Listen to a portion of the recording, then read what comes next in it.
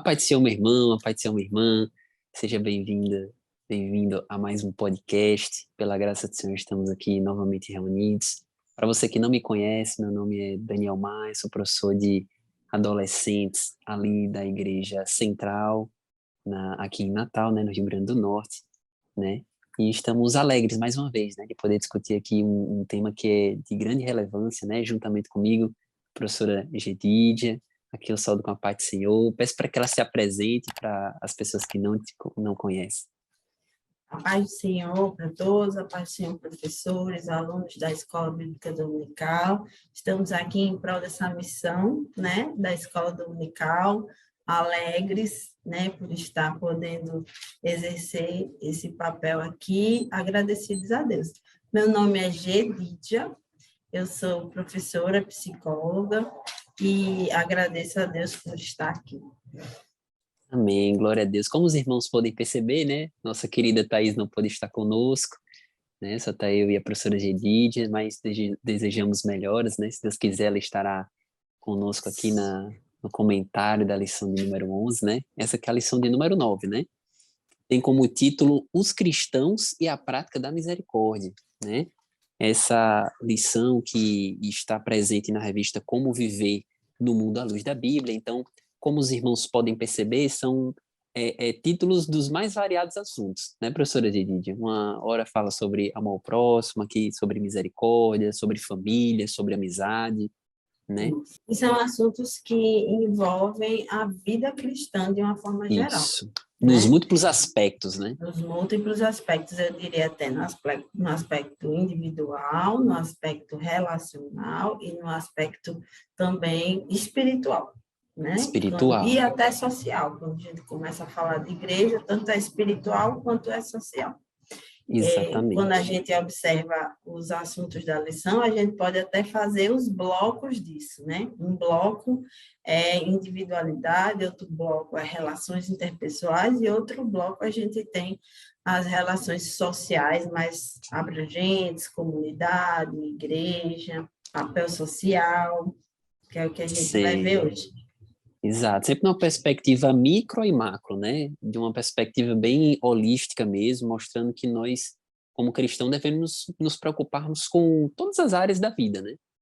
E não apenas Verdade. com a área espiritual em si, né? E essa é uma lição, queridos, que nos traz esse alerta, né? Uma lição que tem como leitura bíblica Isaías capítulo 58, versículo 5 ao versículo 12, e tem como mensagem Isaías capítulo 1, versículo 17. E aprendam a fazer o que é bom, tratem os outros com justiça, socorram os que são explorados, defendam os direitos dos órfãos e protejam as viúvas, né? Essa lição, ela tem como título, primeiro, o princípio da misericórdia e da justiça no Antigo Testamento, né? Para os irmãos que puderam já fazer uma leitura prévia dessa lição, podemos ver que um tema que perpassa toda a lição de número 9 é o tema da justiça social, né? Que o comentarista mesmo aqui conceitua assim, de uma maneira bem resumida e com o intuito realmente de facilitar, né, o entendimento do nosso aluno, que se materializa por meio de atos de misericórdia, né? Atos de ajuda mesmo, atos de serviço, né, propriamente dito. E o capítulo de número primeiro, o tópico primeiro, aliás, ele fala sobre esse princípio da misericórdia e da justiça no Antigo Testamento, né? Então, o comentarista, ele perpassa aqui por vários livros da Bíblia, mostrando que a justiça social é uma preocupação do Antigo Testamento, né? Isso. Apenas aqui a título de exemplo, a gente pode citar Deuteronômio, capítulo 24, versículo 17, que diz: não perverterás o direito do estrangeiro e do órfão, nem tomarás em penhor a roupa da viúva, né? A gente tem também aqui Deuteronômio, capítulo 10, versículo 18, que diz: quem faz justiça ao órfão e à viúva e ama o estrangeiro, dando-lhe pão e veste, né? Então, é uma temática que também está presente no livro dos profetas, né? A gente vê lá em Amós, em Miqueias, em Isaías, a gente vê também nos Salmos, né? Podemos citar aqui o livro de Provérbios, tem um livro que tem um versículo de Provérbios, inclusive, que às vezes citado, né, nas faculdades de Direito, que se encontra ali no capítulo 31, versículo 8, que diz assim: abre a tua boca em favor do mudo, pelo direito de todos os que acham em desolação, né? Então, né, professora Gide, uma preocupação que a Bíblia nos mostra, né, em relação àqueles que se encontram em situação de desfavorecimento, né? O viúvo, a Exatamente. viúva, o Vulneráveis, né? pobre, vulneráveis, né? Uma palavra que ela abarca bem aqui a ideia. Isso, e ao mesmo tempo mostra o quanto Deus cobra, Deus mostra a necessidade e Deus exige, Deus orienta, né? No Velho Testamento, Deus vai trazendo sempre como orientações, como regras, como princípios da lei, né? Princípios para que fossem estabelecidos para o povo de Israel, como regras de convivência, regras de ação, né? Eu gosto muito da história que tem no livro de Números, que fala sobre as herdeiras, porque eram mulheres, né? As herdeiras. Isso, as herdeiras. E elas chegaram até Moisés e disseram: Moisés, estamos em dificuldade aqui, porque nossos maridos morreram, né? E tudo que é dos nossos pais agora vai para outras pessoas que não para nós. Elas eram irmãs, né? E aí Deus orientou Moisés e elas foram e Moisés organizou a vida social delas a partir de casamentos com pessoas que mantiveram a herança delas na família delas. Olha só, Que Deus interessante. guardou elas de serem pessoas, né, à margem da sociedade, porque de fato elas tinham o direito à herança delas, né? Sim, Muitas vezes alguém acha que o direito na Bíblia não é preservado para as meninas, né, para as mulheres, mas é assim. Eu gosto é muito dessa sim. história. E a Bíblia, o Novo Testamento, está cheio de versículos que falam Repletos, né? sobre Quase todos quando falam Deus, sobre isso. Deus vai e diz, tem que matar, tem que resolver, tem que afastar, tem que purificar. Aí lá no final do capítulo, isso a gente vê muito em Deuteronômio, no final dos capítulos ele diz assim, mas se houver, e ele abre a exceção. Ele abre, a misericórdia dele é presente na história do povo de Israel. Ele diz, mas se houver determinadas circunstâncias, se houver o sacrifício, se houver o arrependimento, né? Ou se a pessoa cumprir com tal situação, ela poderá ser resgatada, né? Então, o próprio Moisés foi um, um como eu posso Líder, dizer, um advogado, né, Daniel? sim. Um E isso, um defensor, advogado, né, um defensor do povo de Israel, né? Precisou defender até Miriam do próprio Deus, né? Deus de Miriam, na verdade, né? Porque a ordem de Deus era: eu vou ter que matar Miriam. E lá o irmão que queriam tomar a frente do povo, né? Que achavam que Moisés não era um líder suficiente, mas Deus reveu a sentença dele em função do pedido teve misericórdia, né? Em função do pedido de Moisés. de Moisés. De Moisés. Então, a misericórdia de Deus é presente em toda a Bíblia, né, Daniel? Com certeza. Inclusive, ela própria diz que a causa de não sermos consumidos, né? Porque as misericórdias do Senhor se renovam a cada manhã, né? Então, a gente poderia, queridos, ficar citando aqui inúmeros versículos de justiça social no Antigo Testamento, porque realmente a Bíblia tem essa preocupação, né? A gente deve se importar com a alma da pessoa, né, com a salvação, mas a gente também deve se preocupar com a subsistência delas, né, com o bem-estar terreno, né, por assim dizer, porque nós somos cidadãos dos céus, mas também somos cidadãos da terra também, né? Então nós temos um corpo, né? Nós temos deveres e direitos aqui na sociedade. Então essa também tem que ser uma preocupação do crente, né? Inclusive, a gente percebe, né, que o tema da justiça social é um tema, em alguns setores, né, do mundo evangélico, em alguns setores do catolicismo, em alguns setores religiosos, é uma ideia que às vezes é mal compreendida, né? E existem até razões para isso, porque a justiça social, ela foi uma bandeira abraçada pelo marxismo, né, que é uma ideologia ateia. Então, meio que criou aquela ideia de que, não, se eu defendo justiça social, eu estou defendendo a esquerda, estou defendendo o marxismo, quando na verdade não tem nenhuma coisa a ver com a outra, né? E outras vertentes religiosas também pensam, não, eu não preciso me preocupar com justiça social porque o que importa para nós é salvação. O mundo vai ser destruído, Jesus vai voltar, então o que importa é a gente pregar o evangelho e fica por isso mesmo. Né? E o intuito da lição é exatamente mostrar que as coisas não funcionam bem assim, né? Que a justiça social é uma parte indissociável realmente do evangelho, né? Inclusive, por falar em evangelho, eu já aproveito para entrar aqui no tópico de número 2, que fala sobre a justiça social no Novo Testamento. Né? E a gente vai ver aqui inúmeras citações de Jesus, né, professora Lidia, sobre a justiça social. Só para citar aqui um exemplo, o Sermão da Montanha, né, quando Jesus vai falar aqui, bem-aventurados os que têm fome e sede de justiça, porque eles serão fartos. Bem-aventurados os misericordiosos, porque eles alcançarão misericórdia. Né? Então, já de cara aqui no Sermão da Montanha, Jesus já falando sobre justiça social.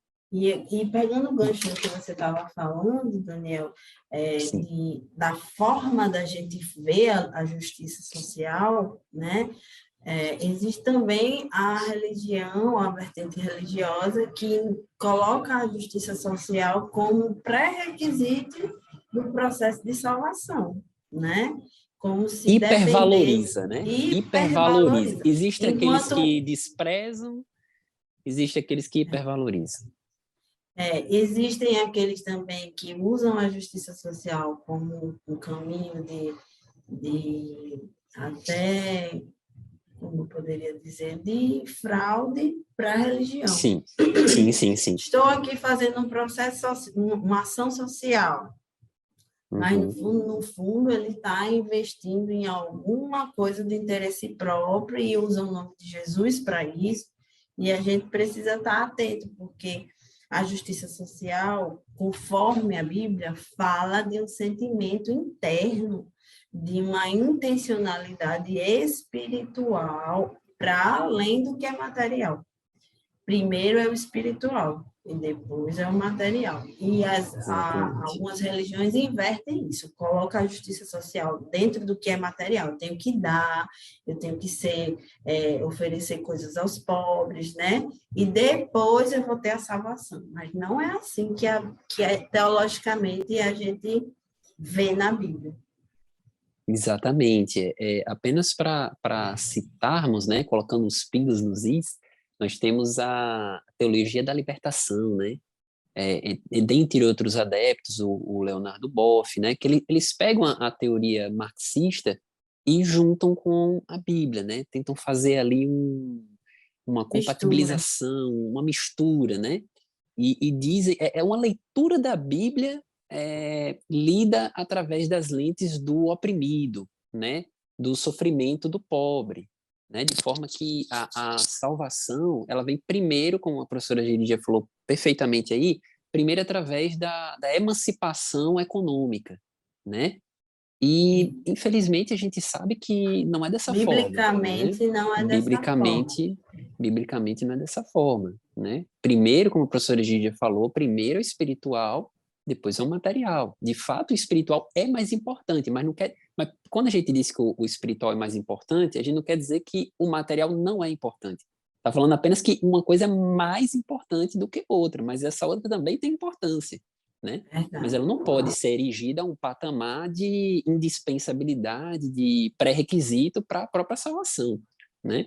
Aliás, as raízes dessa teologia, ela remonta a Marx, que considerava a religião como uma superestrutura, né? Como ele denominava, o ópio do povo, apenas um mecanismo de sustentação das relações de poder, né? Então, essa teologia da libertação é uma teoria que ela já começa viciada em suas origens, né? Exatamente. E que não considera a base judaico-cristã que tem, que inclusive não faz acepção de pessoa nenhuma, nem de classe social, né? Exatamente. Daí todos que são líderes, né? Você que é professor, já tem como entrar em cheio aí quando alguém comentar assim em relação mas a gente precisa fazer uma revolução, né? Para poder ter a justiça social. Na verdade, essa fala é da teologia da libertação, né? Não é Exatamente. da teologia bíblica. Não é da teologia bíblica, exatamente. Aliás, o que a gente vê, né, Paulo falando ali em suas cartas, é exatamente que a gente deve respeitar as autoridades constituídas por Deus, né, que foram autoridades constituídas por ele, né?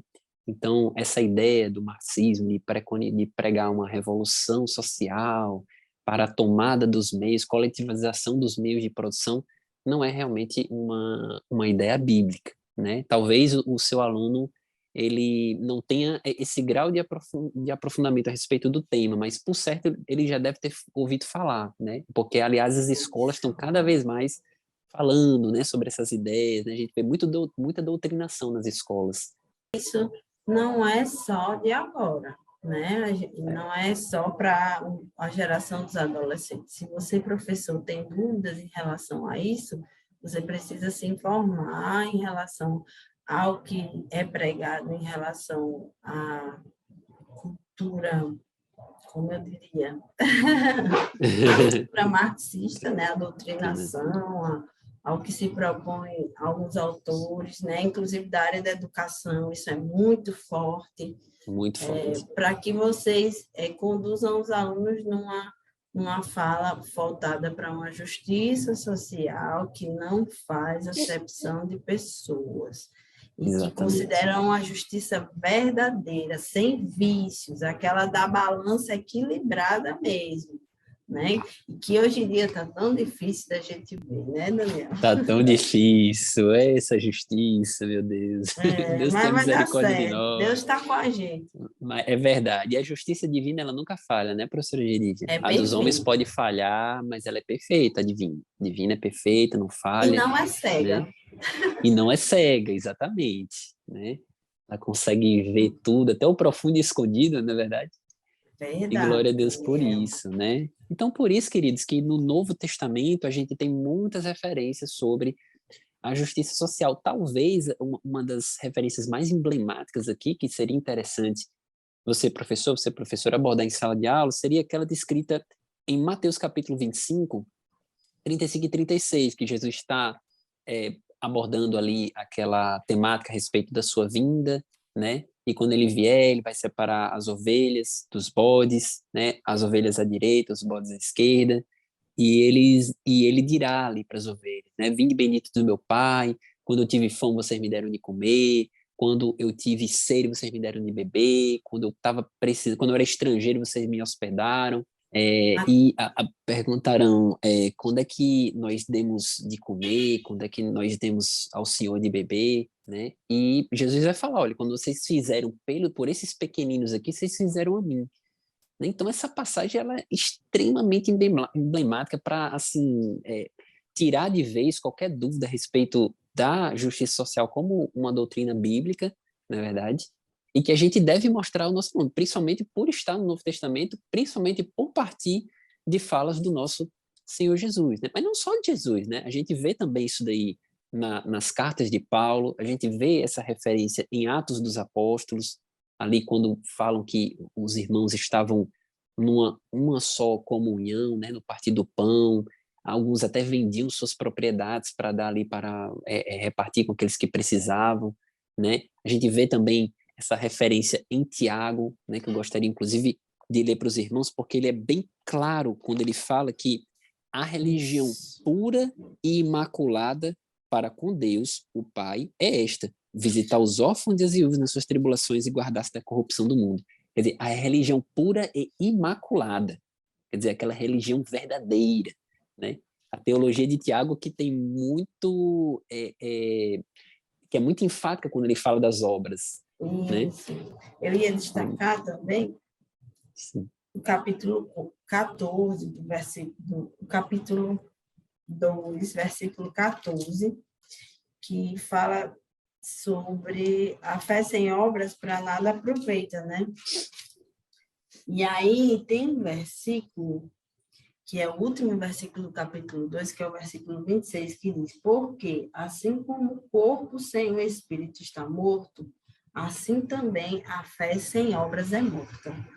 Quando eu li isso, um corpo sem espírito, eu disse, isso é grave, né? É muito E é grave. uma ilustração muito boa para adolescente, porque é bem impactante, vai chamar a atenção. Como assim um corpo sem o espírito? É aquela cena do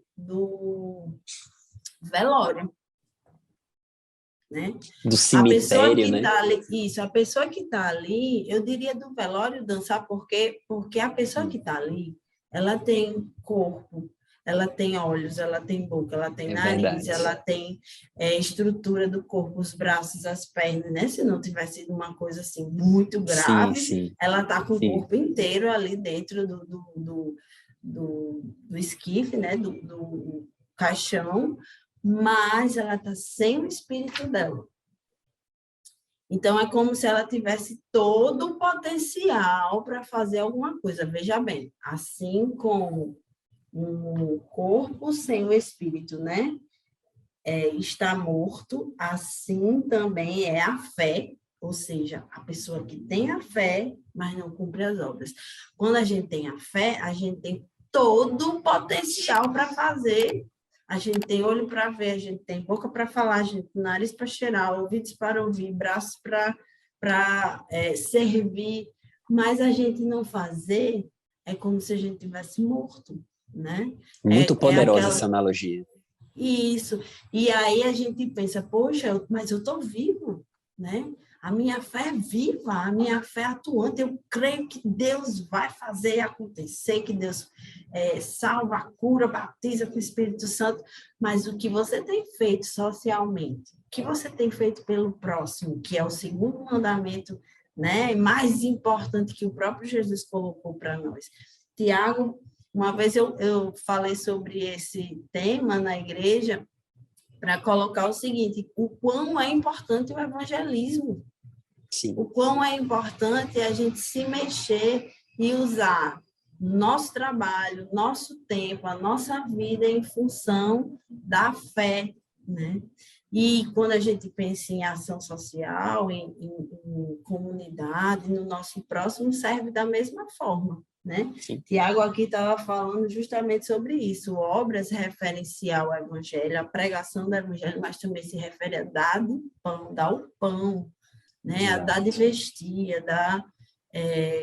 a ser um provedor na vida da pessoa, né? Então, eu gostei muito desse versículo e eu quis destacar aqui, assim como ele fala também da religião que você estava colocando aí, né? Religião pura e imaculada, né?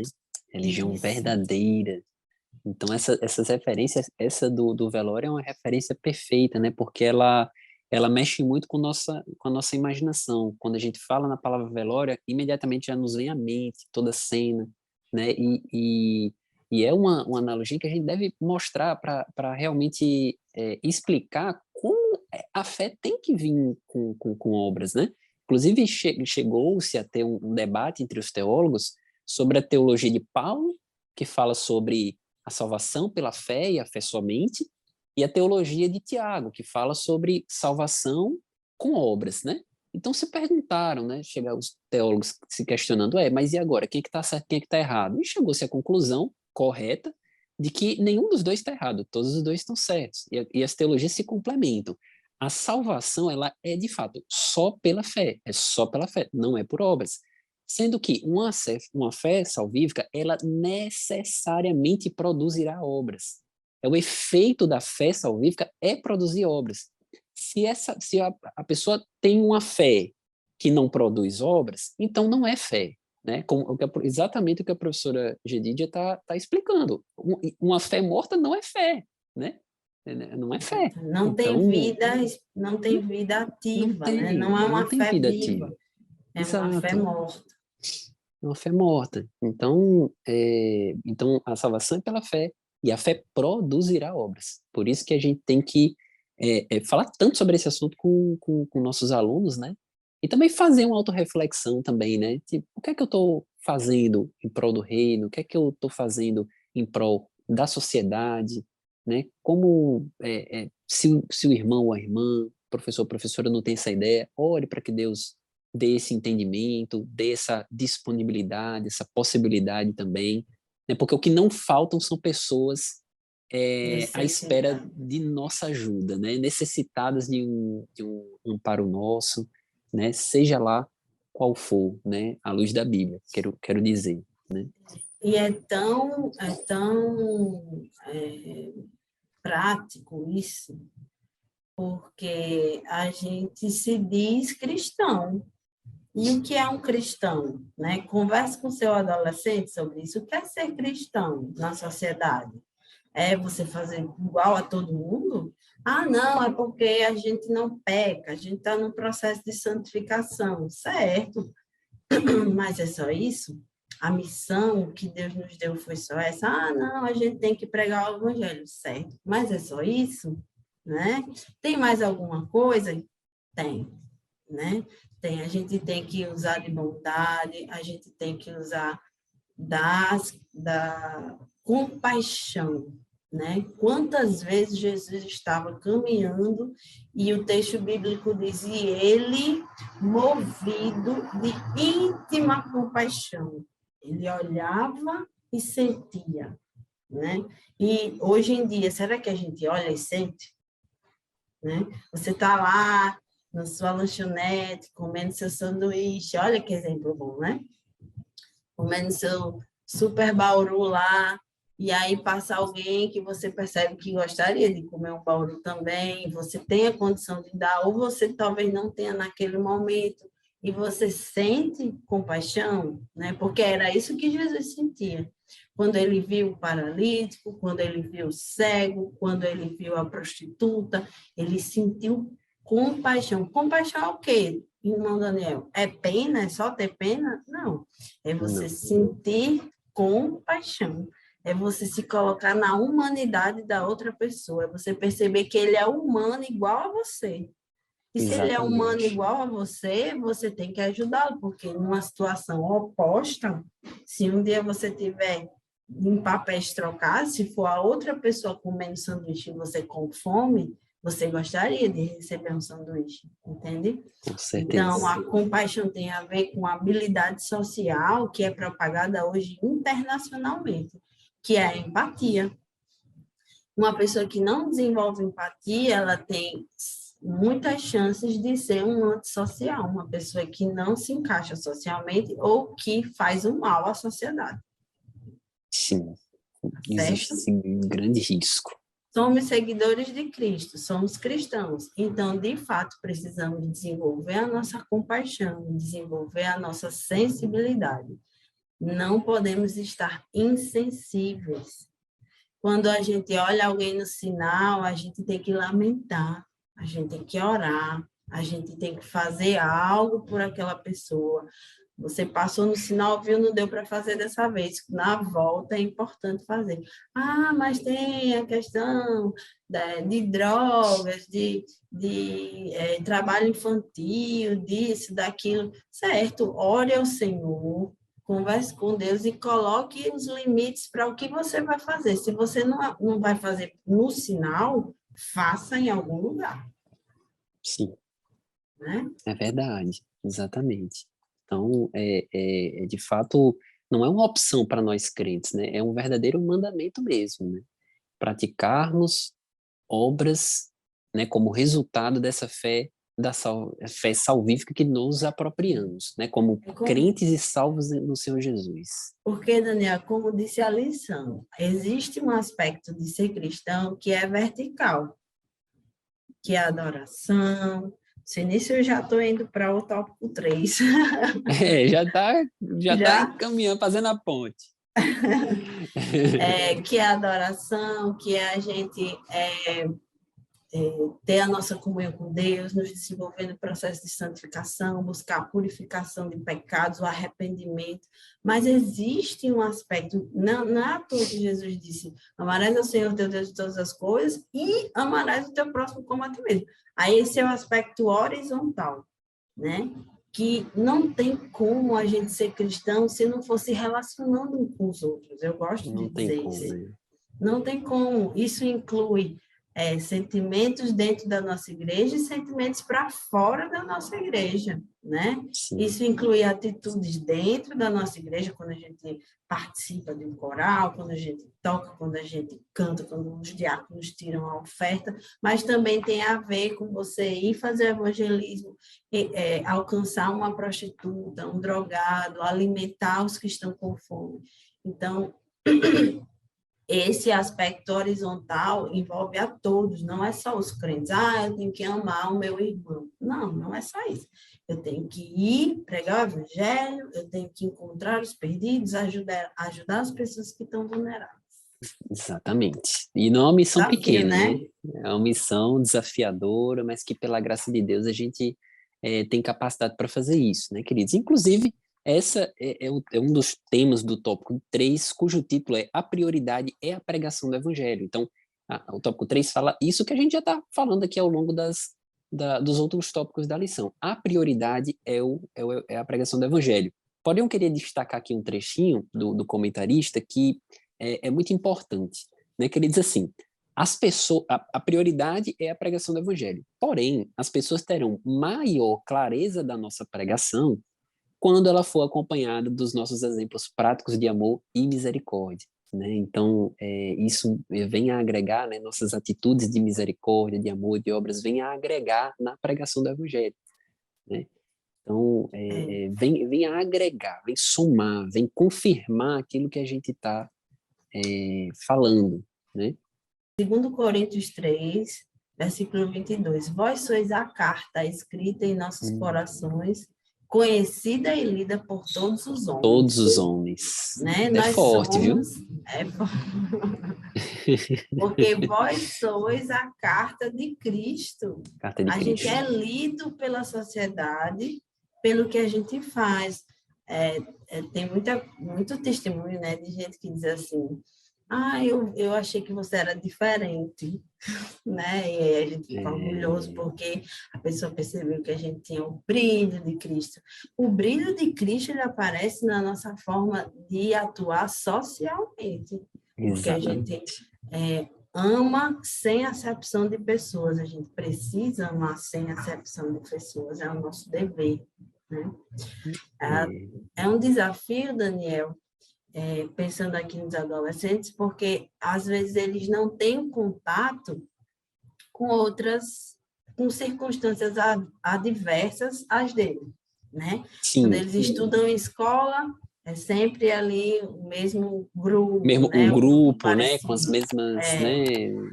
Por isso que a escola dominical precisa, de certa forma, provocar isso nos alunos, né? Provocar reflexão, espírito crítico. Exatamente, e mostrar para eles essas realidades. Eles entram em contato com várias realidades espirituais, adversas à palavra de Deus, mas quando é para ver, às vezes, um vídeo sobre uma história difícil, né? Alguém que venceu uma batalha muito grande, não tem paciência para isso, né? Gosta mesmo de jogar. Mas essas histórias são importantes. E os pais, muitas vezes, por protegerem os filhos de realidades duras e difíceis, não expõem os seus filhos a isso e não ensinam essa empatia. Então, eu trabalho com educação e a gente prepara os filhos, digo a gente, todos, né, para concorrer, para fazer o Enem. Né? Os seus filhos estão na escola com foco nisso. Mas, para além disso, precisa haver empatia, humanidade, solidariedade, né? Não é só eu tenho que vencer o outro, não, eu preciso colaborar, compartilhar, dividir com o outro. Perfeitamente, né? Inclusive, queridos, aproveitando aqui também para falar de um tema que os irmãos podem tratar isso logo no início da lição, mas também pode tratar aqui no final, né? Que fala sobre pregação do evangelho. É interessante que você, professor, você, professora, também pesquise se a sua igreja tem projetos sociais, né? Se ela desenvolve algum tipo de atividade nesse sentido, né? E aqui aproveitando, citando a minha igreja, né? Que é a Igreja Assembleia de Deus, do Templo Central, existe um trabalho muito interessante chamado CIAD, né? Para se os irmãos quiserem aprofundar as informações, só colocar no Google CIAD e EAD, né? Que tem informações completas lá. Mas é uma instituição permanente, né? Que cuida de idosos, né? As últimas informações que eu pude coletar, não sei se mudou muita coisa, mas é que tinham aproximadamente 20 idosos morando no CIAD, 34 colaboradores, né? De forma multidisciplinar, médico clínico geral, psicólogos, assistente social, nutricionistas, né? E é um trabalho muito bonito, né? Eu lembro que em 2000, se não me falha a memória, em 2016, mais ou menos nisso, nós convidamos os nossos adolescentes para fazer uma visita, né? Lá no CIAD, né? E a gente levou alguns instrumentos musicais, a gente cantou com as senhoras, conversamos com elas, fizemos orações, né? E E isso essa é uma pôde, ótima opção de atividade, né? sim, de atividade, conscientização, né? Para que os alunos vejam na prática como é que funcionam, né? Então, se a sua igreja tem esse tipo de atividade, tem esse tipo de trabalho, é interessante. Fale com o seu líder, né? Fale com o seu pastor, agende uma visita, né? Para que todos saem ganhando, né? Todos saem ganhando ali. A gente vai para dar, mas a gente acaba recebendo mais do que eles próprios, né, professora Edith? Quando a gente, Ah, isso, Daniel, quando a gente pensa em projetos missionários, a gente também vê muito essas questões de ação social, elas são muito essenciais, fundamentais na ação missionária, né? Então, procurem relatos nos sites da Jocum, nos sites de agências de missões, né? Ou mesmo da nossa igreja, notícias que revelem para ele, que mostrem para ele que essa realidade existe, né? que Os realidade existe. vulneráveis não são só as pessoas que passam fome, né? São pessoas também que são os refugiados, né? Recentemente, quando eu digo recentemente, acho que já faz muito mais de um mês, mas há alguns meses atrás, um dos pastores das nossas congregações, que inclusive foi missionário na Venezuela, foi até um campo de refugiados da Venezuela, foi lá, Interessante. compartilhou, trabalhou, arrecadou alimentos, arrecadou produtos de higiene, foi até eles. Ele sabia falar espanhol, então ele se sentiu muito à vontade, e as pessoas se sentiram muito à vontade. E muitas almas, eu não tenho a quantidade de pessoas que aceitaram Jesus, mas houve salvação nesse momento lá, né? Glória a Porque ele Deus. saiu de dentro da igreja como pastor, que ele poderia não ter saído, né? Ele saiu de dentro da igreja e foi visitar os refugiados, né? Pessoas que, como diz a Bíblia, órfãos e viúvas, né? Onde estão as crianças órfãs aqui na nossa cidade, né? Existem crianças que não têm Existe. pais, né? Existem a justiça social, no sentido de instituição mesmo, existem os órgãos, né, que tem vara de família. Esses dias eu descobri um serviço muito interessante, que é você hospedar crianças na sua casa, né, como se fosse abrigo. Existe um serviço que você pode fazer isso também. Enquanto a justiça procura um tutor para a criança, você pode se cadastrar. Claro que tem todo um processo para você ser aceito, mas você pode cuidar da criança enquanto a justiça encontra um lugar ou uma família para ela ficar. Que isso é para desafogar orfanatos. Família acolhedora, Pra... se não me engano, né? Acolhimento, Exatamente, obrigado acolhimento familiar. Obrigada né? por lembrar, acho que é família acolhedora mesmo. Família acolhedora. É Tem um um projeto, apadrinhamento também, né? Que também trata exatamente. disso. Se eu não me engano, é uma coisa que vem lá do governo federal e que é propícia, é uma possibilidade que tem de se atuar, né? Para os nossos adolescentes, tem que ser pensados em eventos, né, que atinjam essas pessoas, movimentos que arrecadem, que levem o evangelho, ou mesmo ir para frente da igreja, né? Distribuir água mineral, ou se não for possível, o folheto e a atenção, porque essas pessoas também são Atenção. muito carentes da questão da escuta, do carinho, né, do respeito. Às vezes, um abraço muda o dia de alguém. Muda, muda, muda e muito. Eu lembro que recentemente eu fui no círculo de oração da minha igreja, círculo de oração de jovens, e ao final uma senhora veio falar comigo, né? E ela falando bastante, eu percebi que ela estava querendo realmente conversar, e eu percebi que naquele momento, na verdade, o que ela queria era um ouvido, né? E eu fiquei ali, me disponibilizei, e no final, depois de muita conversa, ela chegou e falou: qual é seu nome? Eu, Daniel, muito obrigado por ter me escutado, viu? Que Deus abençoe a sua vida. E ela saiu sorridente, né? Simplesmente porque teve alguém ali para escutar ela. Então, a professora Redídia falou perfeitamente, né? Tem muita gente que precisa nada mais, nada menos do que atenção, né? Do que atenção, um ouvido para ouvir, né? Um conselho para dar também, né? E não faltam projetos para que a gente possa trabalhar isso com os nossos adolescentes, né? É uma lição, a lição de número 9 vai tratar de teoria, né? Mas é interessante que a gente traga eles para a parte prática também, né? Então, converse com seu líder, converse com seu pastor, para que o adolescente, o seu pré-adolescente, né, possa participar de alguma atividade desse gênero. Talvez eles nunca tenham participado, né, de uma atividade como essa de entregar água, ou mesmo de evangelismo mesmo, né? E essa experiência prática que eles adquirirão, realmente eles vão com certeza levar para a vida toda, Em né? Parnamirim tem um projeto de doar as férias para as missões. Ah, que legal. É legal. Excelente. Um amigo meu, se eu não me engano, ele foi para era a África, acho que há uns 2 anos atrás, né? E eles passaram, As férias lá, não, né? eu acho que foi, Agora eu tô, mas também tem no interior do estado, né? Se não me engano, também. Isso. Então são, A são projetos que proposta vão lá em agregar Parnamirim muito é dentro do campo de Parnamirim. dentro do campo Então, mesmo. dentro do campo de Parnamirim, existem muitas congregações que, quando chega um grupo de jovens, consegue evangelizar todo o povoado, todo o município ali, Bênção. toda o Glória a logradourzinho ali, Deus. e aquilo, e aí se organiza um belo de um culto à noite, né?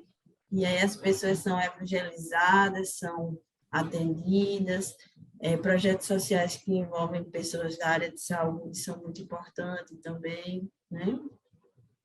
Bem, glória a Deus. E, queridos, já nos encaminhando aqui para a nossa conclusão, né? O comentarista aqui da lição ele retoma as ideias, né, que a gente já tem abordado. Eu queria destacar esse trecho que diz assim: a misericórdia é a prática da nossa pregação. Que esse amor que pregamos e cantamos seja mais do que um belo discurso, que seja um movimento de entrega pessoal com tudo que temos e com tudo que somos, né? Que você, como professor, professora, possa orar, né? Sempre a gente recomenda isso antes de preparar sua lição. Ore para que o Espírito Santo venha a lhe direcionar para aquilo que você deve abordar, para aquilo que você deve incentivar, ensinar os seus alunos, né? E que você possa repassar isso para eles. A questão da justiça social é uma questão urgente, né? Não é uma questão também opcional, é uma questão de obrigação como cristão que somos, né? Nos preocuparmos não apenas pela salvação da alma, mas também pelo bem-estar social, né? Que você possa, pela graça do Senhor, colocar isso, né, na cabeça do seu aluno e também pesquisar, como a gente vem falando, os projetos que tem na sua igreja, né, para que você possa abordar, incentivar a participação do seu aluno para que eles tenham essa experiência prática, né, que a teoria junto com a prática ela solidifica, digamos assim, o conhecimento, né? Então, essa é a conclusão. Eu queria passar também a palavra para a professora Gerídia, para que ela dê suas considerações finais sobre essa lição de número 9. Isso, eu estava lembrando aqui, acho legal para encerrar, a gente pensar o seguinte: talvez os nossos jovens estejam muito focados no que acontece dentro da igreja, né? O congresso, o evento, o culto de jovens, o impacto, né? O coral, né? A orquestra, o grupo de, sei lá, o próprio EBD, a própria escola dominical, né? O grupo de jovens da igreja. Mas essa é uma lição oportuna para a gente pensar sobre os que estão fora à margem, os que não conseguem chegar a uma igreja, né? Os que estão precisando do olhar deles para fora, né? E talvez para os de dentro também, mas com um olhar diferenciado, não como mais um jovem que está ali. Para a gente perceber também o que eles estão dizendo ao nosso redor, né? Quando chega algum adolescente que está pedindo ajuda, professor, eu preciso disso, eu não consigo fazer tal coisa, eu estou me sentindo ansioso, eu estou me sentindo assim, assado, né? E você perceber que existe uma desigualdade nas questões de acesso dele à saúde, à alimentação, à segurança, né? Alguns jovens passam por circunstâncias muito difíceis em relação à segurança da própria vida, né?